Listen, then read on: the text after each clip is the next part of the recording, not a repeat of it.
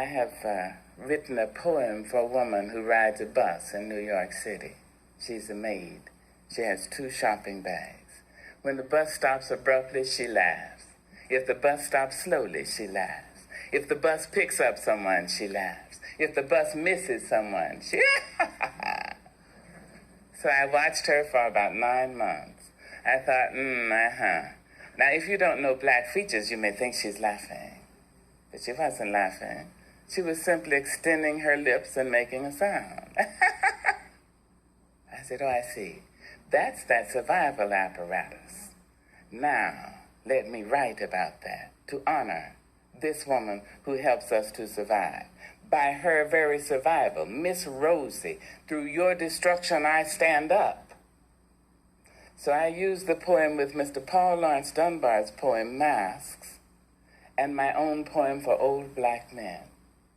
Mr. Dunbar wrote Masks in 1892.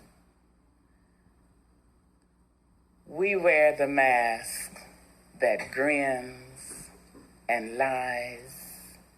It shades our cheeks and hides our eyes. This debt we pay to human guile. With torn and bleeding heart, we smile and mouth with myriad subtleties. Why should the world be overwise in counting all our tears and sighs? Nay, let them only see us while we wear the mask. We smile, but oh my God, our tears to thee from tortured souls arise. And we sing, hey, baby, we sing, hey, but oh, the clay is vile beneath our feet and long the mile. But let the world think otherwise. We wear the mask. When I think about myself, I almost laugh myself to death. My life has been one great big joke, a dance that's walked, a song was spoke. I laugh so hard, I almost choke when I think about myself. 70 years in these folks' world. The child I works for calls me girl. I say, yes, ma'am, for working's sake. I'm too proud to bend and too poor to break. So I laugh until my stomach ache when I think about myself.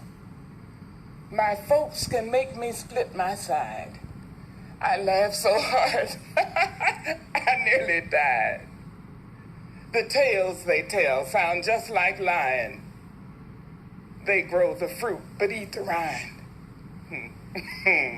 I laugh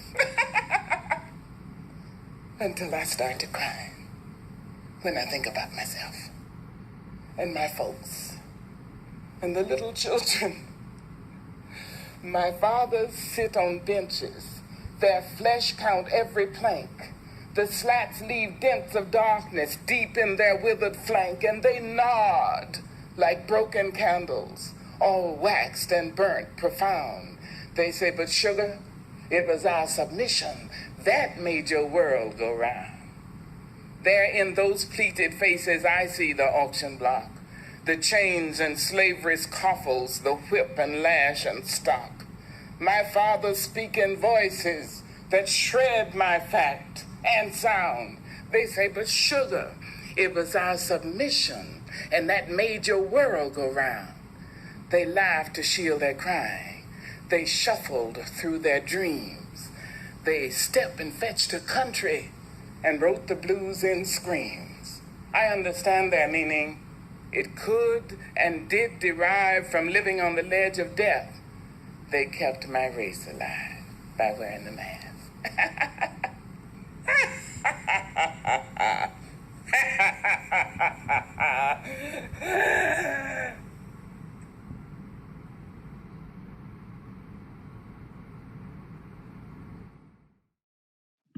And welcome back. I hope you saw our other 2 programs. Welcome to United Black Book Clubs of Pittsburgh's virtual summer reading series. This is the 3rd of our series. United Black Book Clubs is an association of librarians, readers, and members of book clubs who want to spread our love of reading. I am Lorena Amos Brock. Let me introduce to the rest of United Black Book Club's members. There's Cynthia Battle, Evelyn King, Lois McClendon, Benita Penn, and Helen Turner. Usually, our events take place at Homewood Library, but because of COVID-19, the library is closed. But of course, we can't be stopped because we want to show our love of reading. And we decided to present Celebration of Reading virtually. The 2020 theme is Literary Healing. What does it mean to be free? Please take plenty of deep breaths, stretch, and let the literature help heal you. So far, we have had children's authors and a memoir on hospitality, family values, and good teaching and guidance. Today's book, 3/5, is a topic that is right on time. We are honored to have Tom Poole, filmmaker, writer, and playwright, as your host to Jon Vercher. Through a grant of Social Justice Rapid Response Fund from New Voices for Reproductive Justice Pittsburgh and our fiscal sponsor, Trying Together, this reading series is possible. We thank our partners, Pittsburgh Arts and Lectures, Carnegie Library Pittsburgh Homewood branch, and the Carnegie Library of Pittsburgh. We really appreciate the hard work of Pulse's digital media company for providing the technical know-how to put this program together. We know you will have plenty of questions. You can join in the discussion by typing your questions in the chat.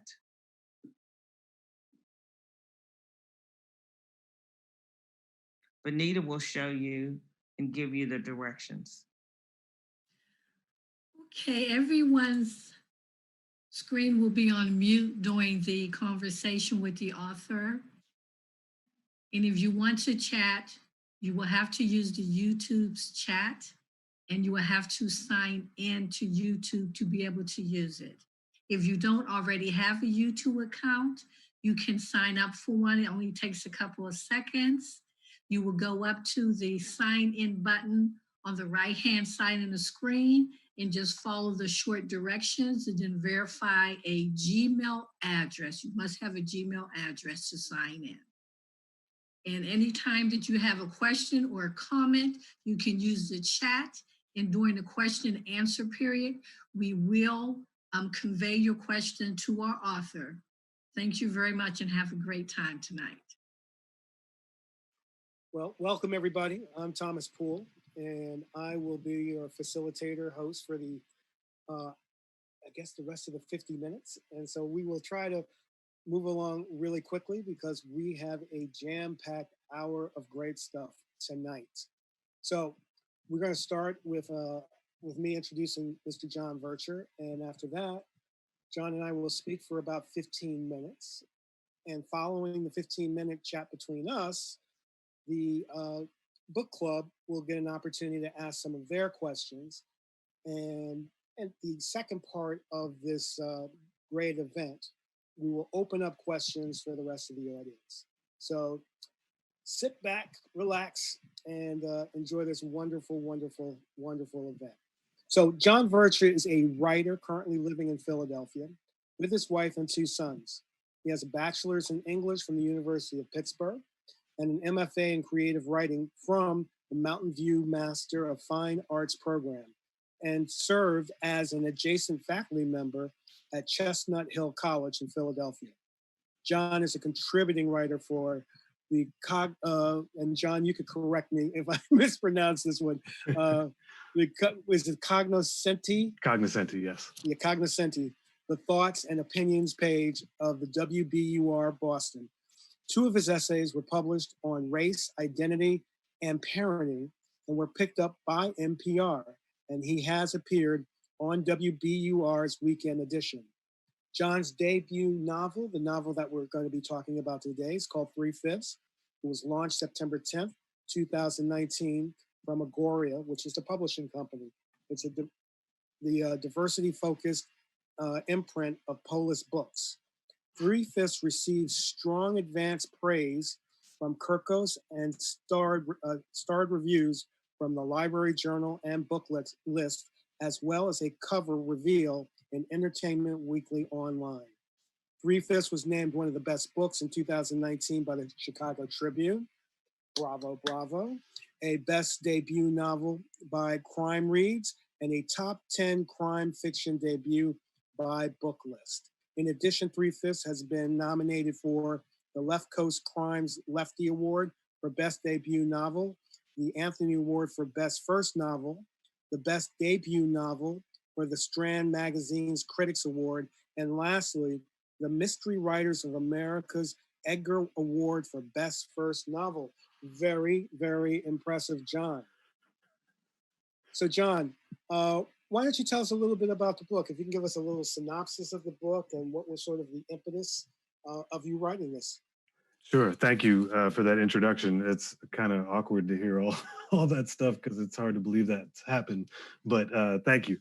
So yes, the synopsis of the book is there is a young biracial Black man named Bobby who has been passing for white his entire life and has actually grown up bigoted due to the influence of his maternal grandfather. And on the night that his best friend gets out of prison, he comes to find that he is a radicalized white supremacist. And during the night of their reunion, they get into an altercation that ends in a hate crime. And so now Bobby is forced to reconcile the lies of his past, wondering if they've brought him to this situation in his present, and has to navigate all of these emotional and just mainly emotional issues and that have arisen as a result of being involved in this. As far as the impetus for the story, it actually came to me about 20 years ago when I was a student at the University of Pittsburgh. That's why I set the book in the time period that it's in the mid 90s. It was a time where, even though I had been raised to be a very proud Black man by my father, I was still experiencing some questions of identity. You can only hear the question, "What are you?" so many times before you start to ask that question of yourself. And so it was a time that I was exploring a lot of those questions. And by Nella Larson, eventually Walter Mosley's Devil in a Blue Dress. So but it seemed to me that there weren't a lot of narratives out there like that were really specifically addressing that topic, at least that I could find. Right. And so it got me thinking about, well, maybe that's a story I want to tell, based on experiences that I've had. Okay. And so I actually wrote it as a screenplay first, but I was very young and the writing was not that good. And even though I was fortunate enough to have it shopped around to a few production companies, it never went anywhere. And once I graduated with my English degree, my parents thought it might be a good idea if I got a job and ate. So I followed their steps in the healthcare, and the story, while it never died, I kind of put it on the shelf for a while. Are your parents of mixed race? So no, my father is Black, my mother is white. My father is from Louisiana, and my mother is actually from Pittsburgh. Oh, okay, all right. So this must be, I was just thinking about Brother Obama, as president and those kinds of issues. His presidency in any way influence you writing this book? And of course, your own personal experience? No, I mean, because the story had started so long ago, it didn't influence the writing, but it did influence the push to get back to it. Having him take the office was just, I mean, I still remember my house when when it happened. You know, it was such an amazing and incredible event for all of us, and it really made me think that, okay, if this could happen, then maybe this is the time to try and bring this story back, because I thought I had something important to say. I thought I had a narrative and a side of the story to tell. So that it was definitely influential in returning to the story and trying to make this publication happen. Okay.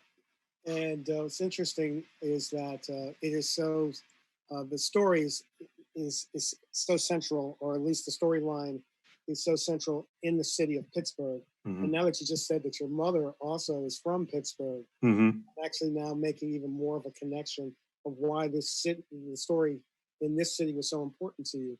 Can you tell us a little bit more about your connection with Pittsburgh? Yeah, I mean, my father and I have been talking about this a lot lately, about why we didn't travel to see my family in Louisiana as much as we did in Pittsburgh. And it was simply because he didn't feel it was safe, you know, for a mixed race family to be traveling there. I mean, he remembers his time down there very clearly. I mean, he's in his 70s now, so you know, he lived through some pretty awful stuff in Louisiana, and didn't want to subject us to that. So for a great deal of time, I visited my family in Pittsburgh more often than I did in the South. And so when I decided to go to school there, you know, for anybody going to school, that's a coming of age time. And because this story, even though it takes place only over a couple of days, there is a coming of age for the protagonist. And so it was easy for me to kind of connect to some of the emotions in that story and try to convey them in the book. And I really look fondly on my time in Pittsburgh. It felt like a second home to me. You know, I learned so much when I was there. That my school experience was fantastic. So I just have a lot of affection for Pittsburgh. And so it felt right to put it, to make it central to almost a character in the book itself. And the time period also is pretty interesting. That was kind of the time period that you picked. What was going on like in the mid 90s that you wanted to revisit for it to be in your book? Well, you know, I mean, 95 would put us smack in the middle of the OJ trial, and people were having conversations very openly and very brazenly about race, and trying to reframe it as though it weren't about race in some ways, you know, because he was a professional athlete, because he was wealthy, and was he going to get treated any differently by the police or by the judicial system? Well, let's not forget also that it was a black man and a white woman. Exactly. I mean, right. Exactly. Just say the elephant in the room, right? Right. And not only that, but having that occur right on the heels of the unrest in LA after the King verdict, you know, things were just, everything was like a raw, exposed nerve at that time. And it felt, to be exploring some of the questions that I explored in the book, it felt appropriate to put it at that time, because everything was so raw at that point. Yes, nice. I know one of the things that I wanted you to touch on a little bit, because I know the group's going to definitely delve right back into the book when it's their turn to ask some questions. One of the things I wanted you to touch on, this is actually your first novel, and I always think it's interesting about the process of writing a book. And so you can just tell us a little bit about what's the process of getting a book published, especially at this time period, you know, with the internet and everything supposedly so, you know, open, and you have such access. So, well, tell us a little bit about that process. Let's not say we all have access, because all right. this was not an easy path for me. I mean, while I am proud that it was this launch title for a diversity imprint, I wish it hadn't had to be a launch title for a diversity imprint. You know what I'm saying? Like it took me a long time to get to that point where it took a sort of a non-traditional publisher to take notice and actually believe in the book and put it out there. I can't tell you how many rejection letters I got that were like, I just don't get it. You know what I mean? Like, it's so, and you know, okay, I guess I understand that, but that's a part of the larger issues in publishing as it is. But the process was, I decided to, at the urging of my wife, to go back for my MFA, my Master's in Fine Arts, because by the time I was ready to revisit this story, I'd kind of forgotten everything I had learned about the craft and mechanics of writing that I learned as an undergraduate. And so if I was going to do this story right, I wanted to do it justice. And the program that I applied to required 20 pages of a sample of fiction, and I hadn't written anything in 20 years. And so I decided to novelize the screenplay, and they accepted me on the excerpt from that. And I decided to go forward with that, and it ended up becoming my thesis. And so the process was different than my process for writing the second book, just because everything was so regimented in a program. You know, you had so many pages due to your mentor every 30 days or every 6 weeks. And so it but the good part about that is it gave me the discipline to write similarly when it came to the next book. Right. Now I wanna open this up for the United Book Club. So who would like to start? And it's open for those in the book club to start asking Jon some questions. And Jon, thank you so much for just giving us that synopsis and getting this going. Thank you, Tom. May I ask you a question, Jon? Of course, Miss Helen. Okay. I enjoyed the book. And what I was wondering about, since you are a young male. I'm not that young. Well, younger than some. And I think you did such a good job speaking for the women in your book. I like that when a man is able to do that. So what process did you use? Do you have sisters, or how did you catch that female voice? Well, thank you. First of all, that is a huge compliment. I think my folks both taught me how to listen. You know, and actually I think it even goes so far back as to what they used to do, which were they owned a small restaurant back in Harrisburg, and I was cooking short order when I was like 10. And waiting tables, you know, when I was 11 or 12, helping out. I mean, you know, as much as a 10 or 12-year-old could, but they taught me a lot about how to listen, how to you know, use these and not this so much. And I think that has helped me capture dialogue, but also to just listen to people's feelings and to be empathetic and try to actually be in someone else's shoes as opposed to just looking at it from the outside. And I think that probably helped me there. I don't know if that answers your question. It does. Okay. Again, you did such a good job at it. Thank you. So the book has so many twists, right? And so I had to go and read it again. And what I was thinking too is about the bullying, and how bullying actually sometimes reinforces whatever prejudices that you had. And I know that in the Black community, that when you are super, super light skinned or different, and so that it's unmercifully done. And so I wanted you to talk a little bit about, you know, the role that bullying plays in, especially Bobby. Yeah, I'm really glad you brought that up because it's one of the things that I think I had to deal with, and it wasn't as much bullying as it was in the book, but I obviously drew on some personal experience there. So before I got older, my hair is nothing like my father's, which is wild. Like, I mean, it's more when it used to grow, because it doesn't anymore. When it used to grow, it was kind of wavy, but almost long.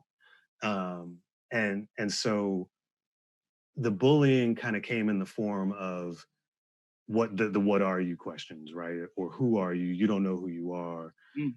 And then it became, well, you don't talk a certain way, you don't dress a certain way. And so it wasn't bullying in that physical sense, but it was this, there was some anger at like, but I'm still you and I'm still a part of you, and why are those things right? Why is not who I am enough? Right. And right. so right.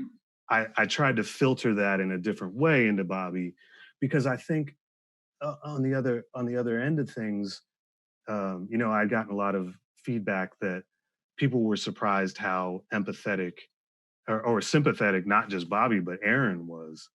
And the reason I did that is because you while you can't condone their behavior, if you can understand it, Right. then to me, understanding is a step to fixing.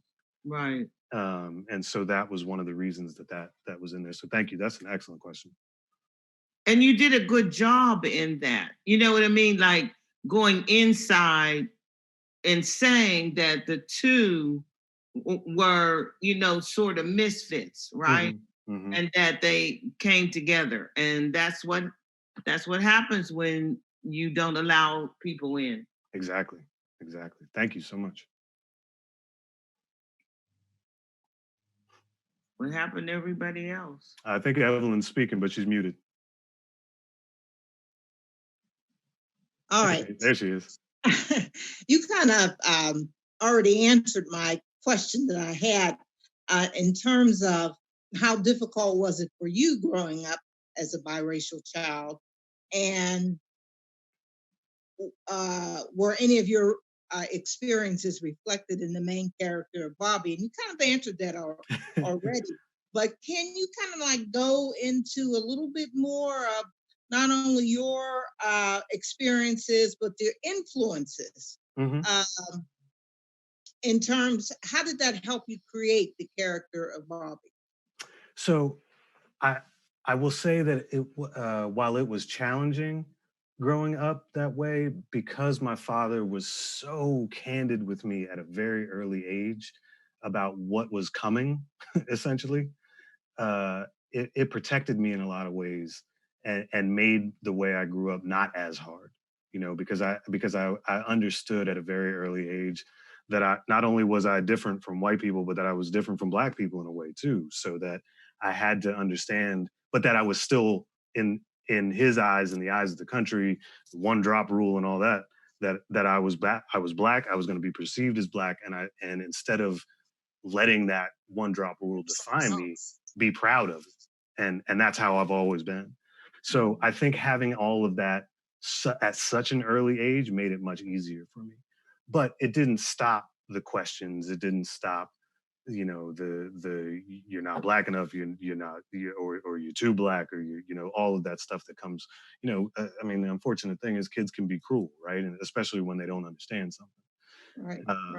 And so, but I at this again, I feel like that all made me kind of who I am. It made me want to write stories like this, to give people a voice that may not have a voice, or things of that nature. So how much of that is in Bobby? Some. I mean, there was never a point wherever I passed or had a desire to pass.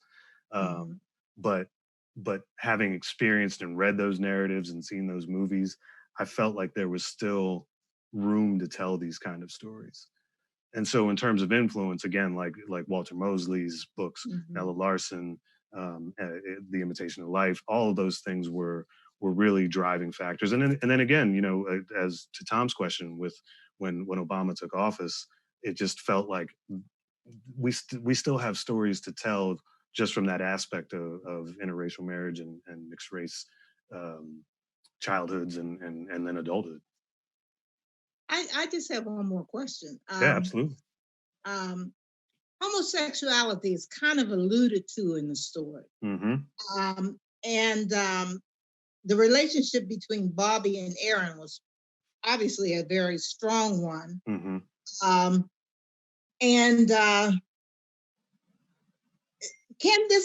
Is this considered, or could that be considered typical of, let's say, teenage boys who don't seem to have a place, they don't seem to fit in any group?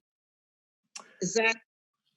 That's a good question. I think the reason that I tackled that is because guys like Aaron, whether or not they're gay or whatever division they want to be placed in, people that have this outward expression of hate usually have a lot of inner hate too. And that was the reason that I decided to allude to that or take that angle, because again, while I don't condone Aaron's actions by any means, I wanted there to be some kind of understanding as to how he might have gotten there. Because again, to me, that's a step into, okay, maybe there's a way we can fix this. So long answer short, yes, I do think that there is, particularly in people who are outwardly hateful, I think they've got a lot of their own inner hate that they just don't know how to deal with. Okay, the book was great. I enjoyed it. Thank you so much. Yeah, I really enjoyed the book as well, and I'm just curious as to your use of the Marvel comics. What they Aaron and Bobby could have come together over anything. So I'm curious as to why you chose the Marvel comics. I get an idea since like characters like Wolverine, people that are hiding who they are and living such chaotic lives. So I'm just curious why you decided to make them comic book efficient, so to speak. I think part of that was just my own geekiness. I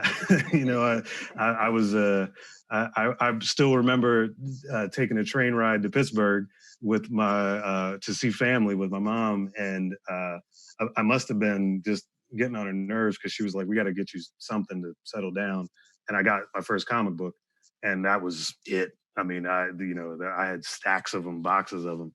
So part of that was just to satisfy myself. But the comic that always spoke to me as a kid, before I knew about, Luke Cage and Black Panther and all that stuff, was X-Men, because it was designed to be an allegory to the civil rights movement in a lot of ways. It was about people hiding who they are for fear of violence and retribution and all those things. And so it again, to Lorena's point about them being misfits, it was about reading comics wasn't cool then like it was now. And so it felt natural to have them bond over something that also made them misfits, but also had this sort of secondary theme of the things that X-Men did, the way they addressed topics of the day. So that was part of that. Does that answer your question? Yeah, that's cool. Yeah, and then I have another thought in terms of the whole thing about passing. In terms, given the climate of today, and we're talking about race and racism, and I guess the history of the whole notion of passing, and this is just a comment. The whole notion of passing is like, we in this country, we do not know how many people are products of people who passed. And that's another piece of the puzzle as to why we're in such turmoil these days and bringing up racism, because that kind of like bringing all of that out of the closet, because that is a big skeleton in a closet that we don't want to talk about. And what's interesting, to your point, it really does seem like that conversation has just gone away, and it's not like the notion has gone away. There I would imagine there are people that are still doing it. It's especially in this chaotic turmoil that we're in right now. I mean, if you're somewhere where that's the only way you can be safe, I would imagine it still happens. But you're right. It seems like there is that we're not talking about it. It's something we should be talking about. Right, and especially in the fact that you have the white people who are really, really, really, really white, and but that whole one drop theory, like in terms of the whole fear of being tainted, possibly, maybe another reason why people turn to being skinheads or fascists or whatever. So that thought was running through my mind as I was reading the book. So that's all the questions I have. Thank you. And I did love the book. I had to read it twice. Wow. All right. Thank you. So I have another one. Uh-oh.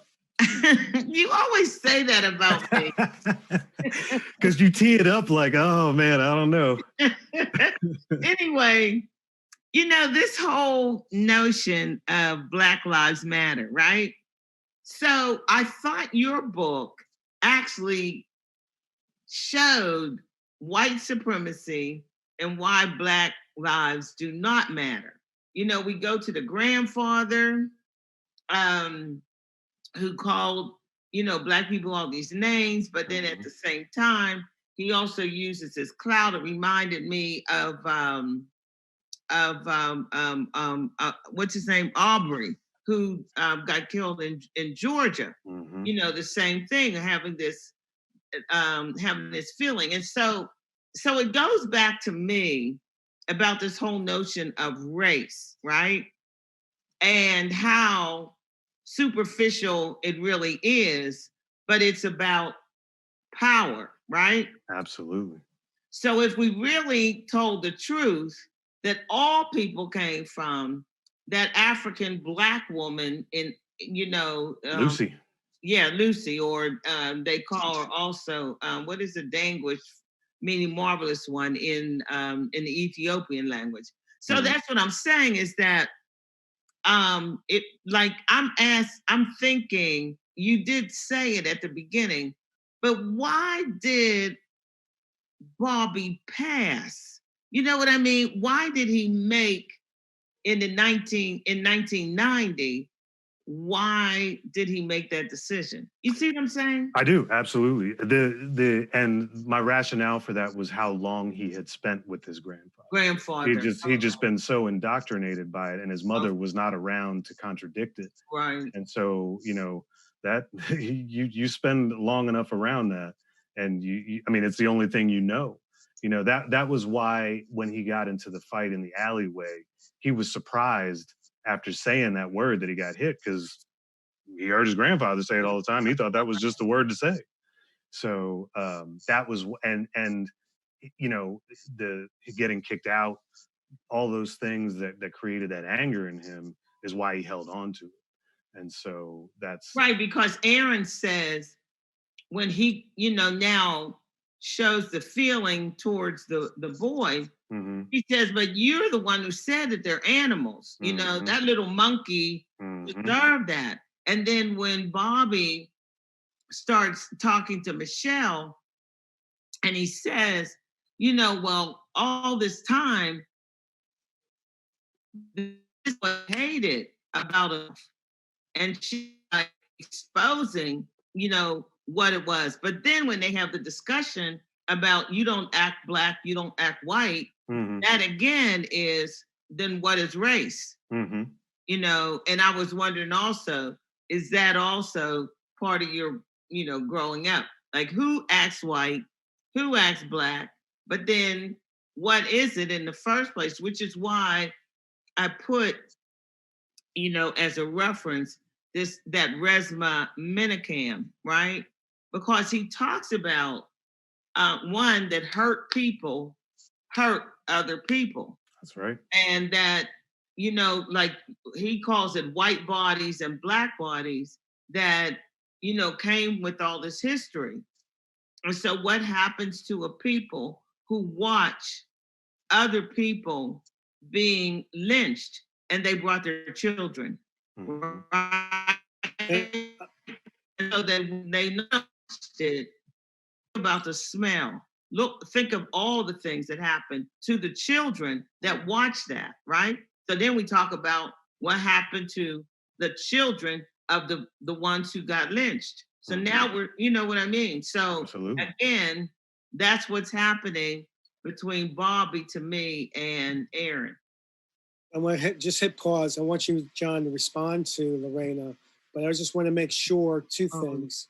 That is that those who are in the larger audience, please get your questions ready, put in the chat, okay? And we want to make sure that Benita and Cynthia get a chance to ask some questions too. All right, so respond to Lorena and her comment and question.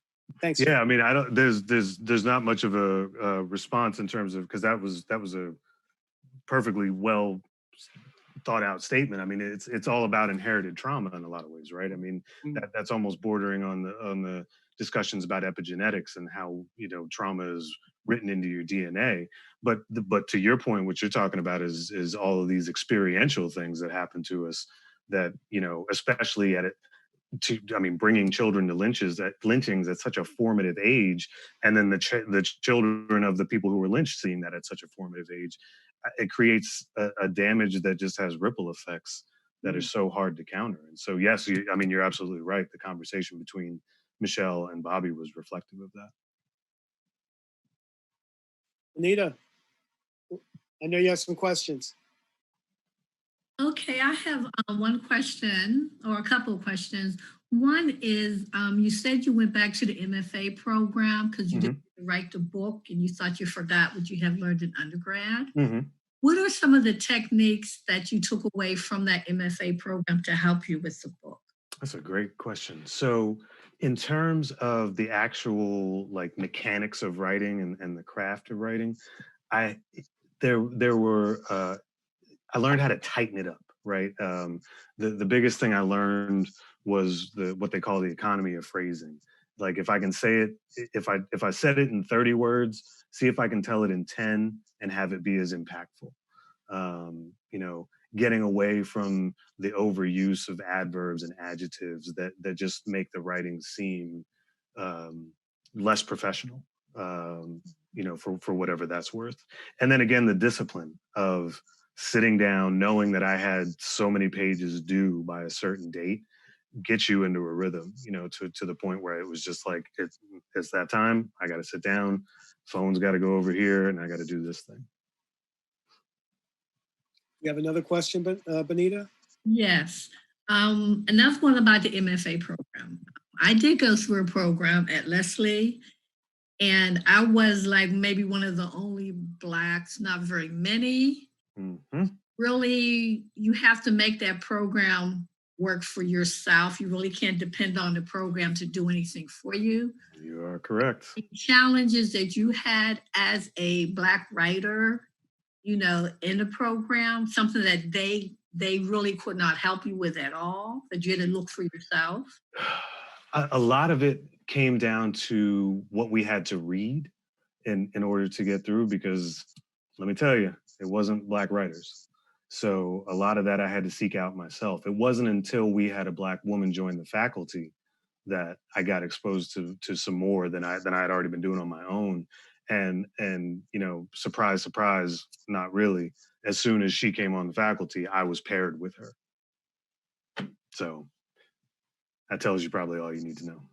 Okay, yeah, because that was sort of my experience. Lucky I had other Black writers in other genres. We all stayed together. We sort of had our own little program within their program. Yep. So that really helped a lot. And one more question on the book. I was a little confused. Did Bobby know his dad was Black before his mom told him or after his mom told him? Only after. Yeah, and that reveal scene in the kitchen is when he found out. Okay. One more question though. Please. But it confused me because couldn't get her to talk before, and now she's got four questions for you. All right, Benita. Because as a Black person, I know growing up in school, we had a lot of biracial children in there. And we would always try to figure out, they're Black. I mean, because we just horned on, we just knew stuff. So during Bobby's growing up, did no one ever say, "Hey, Bobby, I think your daddy's Black"?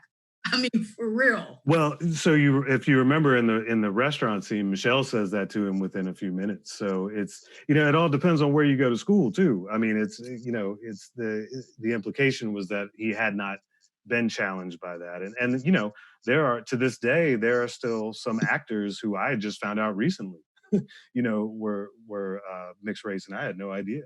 So I think it's still possible, but yeah, I mean, unfortunately, sometimes when you write fiction, you got to suspend a little bit of disbelief to make it get by. Cynthia, do you have a question? Cynthia, you're with us? What? Cynthia, I can see you. I was trying to be with you. I got back on it. So we have some audio issues. Yeah, I think so. Okay. Well, I'll open up the floor some more. I haven't seen any questions from the chat yet, unless Benita sees something. But So while she's Helen, waiting, I do have a question. Well, it's a question about the whole thing with Aaron going to prison and becoming a white supremacist because of his actions. But the whole notion of hypermasculinity and need to prove your manhood kind of came out in Aaron, I thought. And you don't know who his rapist was. He said he was his cellmate, but it wasn't clear whether his cellmate was a person of color or if that was another white person. Because in prison stereotype, somebody's always breaking somebody in. So that wasn't clear. And Bobby, I think, kind of felt that somehow that was his fault. I mean, I left that sort of intentionally ambiguous. It was, I wanted to see, kind of, one of the points behind writing this was to sort of hold up a mirror to some that are reading it and, question your own biases. What do you think might have happened? It was clear to Bobby that he thought he knew if his cellmate was black or white. I mean, he just made that assumption. And I think we do get, it becomes more clear later at the end when he talks about it. But yeah, I mean, and the whole idea of the hyper toxic masculinity was something that I wanted to address as well, because to me, that is what was one of the catalysts to what happened to Aaron and why he became the person that he did. I was interested in your title, 3/5. I wanted to, if you could elaborate a little bit about the connection historically with 3/5 and why you felt it was important to name your book that. One, just to bring awareness to it, because you'd be surprised, or maybe not surprised, at how many people ask me if it was a reference to alcohol. Even though it is referred to it in that way in the book, but that was just trying to intentionally be clever and sort of throw people off. But to me, I thought the whole idea of being 3/5 a person was relevant to this story about a young man who was defining himself by race and not by who he was. And so the ridiculousness of the idea of anybody being anything less than 100% human was also, and how damaging that was to our community. It also is reflective of the damage that Bobby brought essentially upon himself and around the people he loved, because he had made the choices that he had made. And so that was the reason that I went with that title. Tom, can I ask another question? Of course, Ellen. Okay. Absolutely. Okay, Jon. Why did you use Isabel's problem, so to speak, as being alcohol? A lot is really not said about women and alcoholism. So I thought that was kind of, right on spot. So why did you make her an alcoholic and maybe not a pill popper or crackhead or? Well, to your point, I felt like the drug angle was maybe too easy, a little too convenient, and I think alcoholism.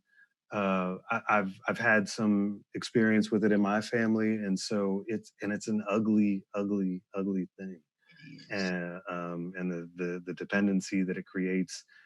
The idea that Bobby was a parent as well as a child, I thought was more easily reflected with her being an alcoholic as opposed to going down the route of pills and things like that. Because there's such a, I guess maybe just because, again, of my own personal experience with it, there's so much rationalization around alcohol and alcoholism, and how it's not pills, and it's not heroin, it's not cocaine, so it can't be that bad, and that's not the case. And because there's a lot of rationalization around that, it also sort of explained how she rationalized the choices that she had made not to tell Bobby, not to stop, not to make things better for him, not to make him work so much. So that was kind of why I made that choice. I have a question from the chat room. So are you ready, Jon? Yes, sir. What was the greatest skill or writing technique that you took from your MFA program to help you write this book? That's an excellent question. I don't know if I could identify one thing. Or some things. Yeah, I mean, I definitely, again, because it's reflective of Benita's question, I come back to the discipline. It's writing a book is hard. I mean, it's not. I know that we're supposed to say that it's this wonderful creative process, and like, I mean, coming up with stories is fun and creative. Writing is hard. So I think the discipline of sitting down, having pages in front of you at the end of a session that you actually feel good about, that's probably one of the top things. And then again, I think learning how to tighten my words and how to make every sentence count, and try to make and learn, and actually learning about rhythm in sentences and rhythm in paragraphs so that they flow in a way that almost feels like music. That was something that I picked up on in some of the classes that I was in, and it's something that I actually am very intentional about. My next book in particular, there's a lot of that. Do you ever suffer from writing block or any of those kinds of things, or are there techniques that help you get that creative flow going? No, I don't, because I'm not what they call a rear end and chair writer. Like I don't believe you have to sit in the chair every day and write to be a writer. Like there's a lot of people that say that and will put that out there. And to me, that only serves as a barrier to other people that want to write. Like to me, if I'm thinking about my book in the shower, or if I'm out for a walk and I'm thinking about my book, then I'm writing. I don't always have to be sitting in front of the computer. It's only when I'm writing, when I force myself to write, that feels like writer's block. You know what I mean? Like if the words aren't coming, the words aren't coming. It's not a block. It's just not time. And so I'll do something else. I'll read. And it's usually when I feel like the words aren't coming is when I will read authors that have influenced me. And that's usually what gets things going again. Well, can I ask a question? Absolutely. Can you guys hear me? I'm sorry, I had technical difficulties, so I'm on my phone. Nope, you're coming in clear. Okay, I don't know if you answered this or not, Jon, but being biracial, what did your parents think about your book? Oh, they loved it. Matter of fact, all right, I'm gonna see now.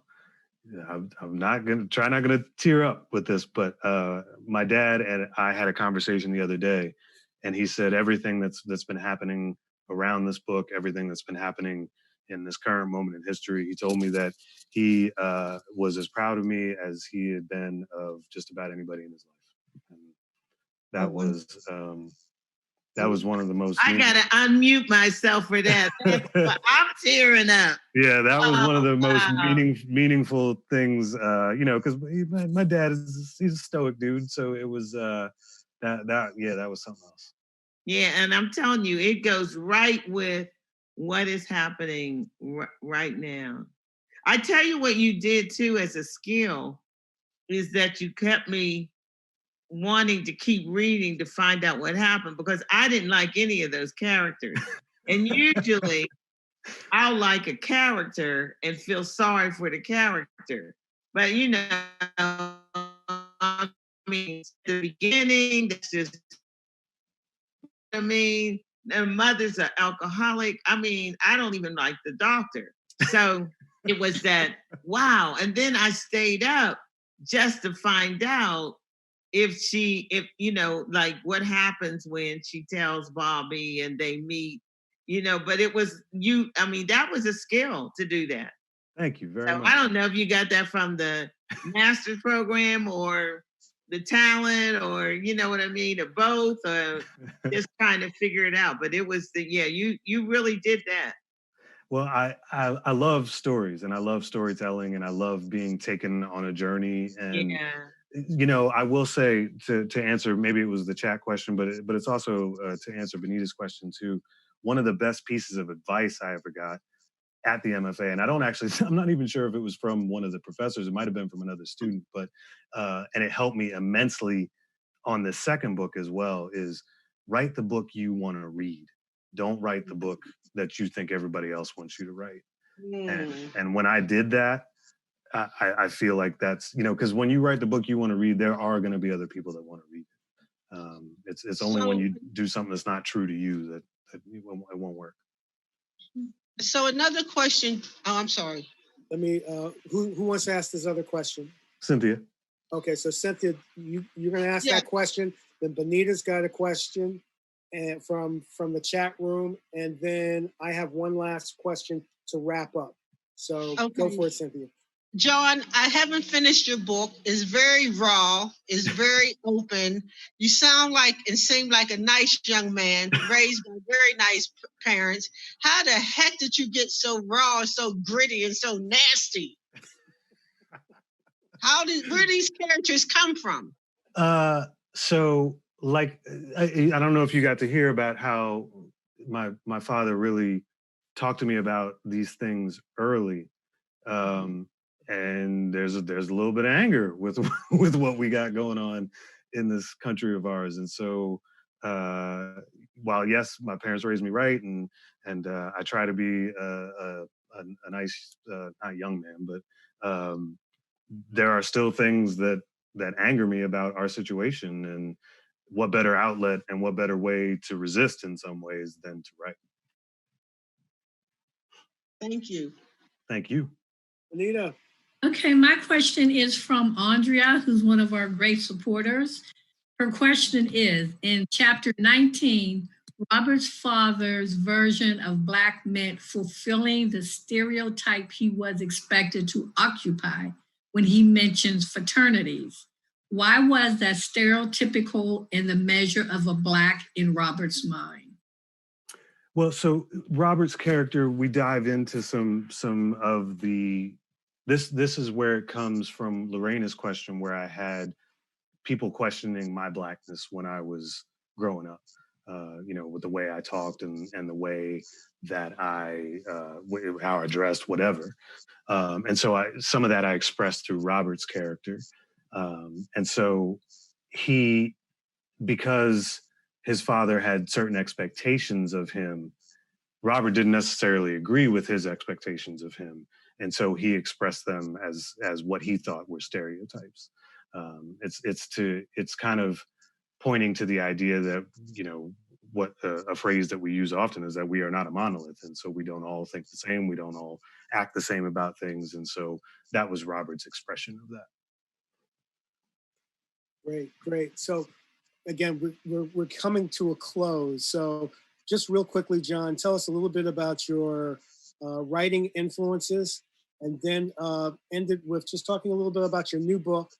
And then Lorena, you could just give out the shout outs, the thanks, all the important little support, talking about who's supporting us, information. That would be great. And Jon, you may want to, I don't know, it's up to you. You have a website, contact information. Want to share that? That'd be great also. Okay, I'll do it quickly because I know we're wrapping up. You can just check out my website, jonvercherauthor.com. Pretty easy. Influences, again, quickly. Jesmyn Ward, probably one of my all-time favorite living writers. She's absolutely amazing. The work, Ernest Gaines. That's great. No, why is she waving?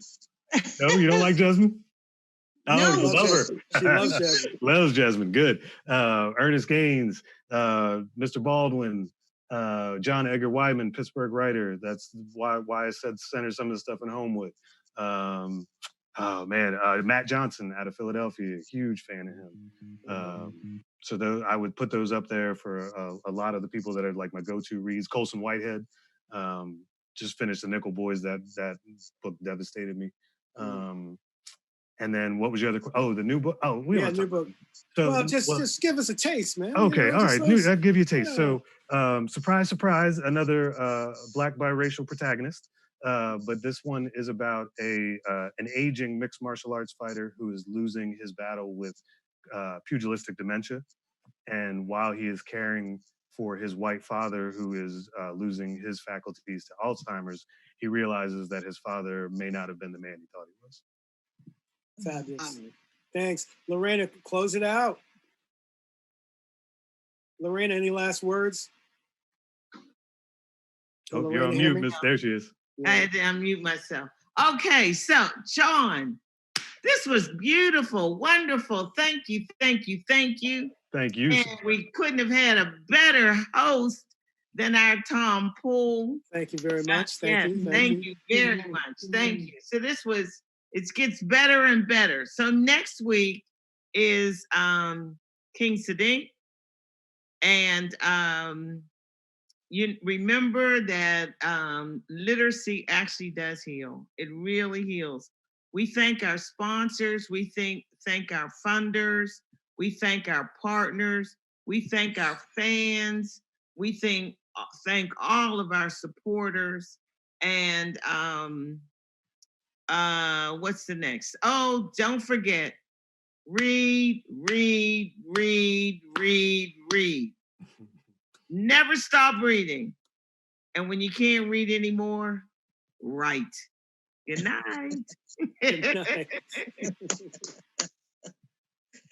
I'll get your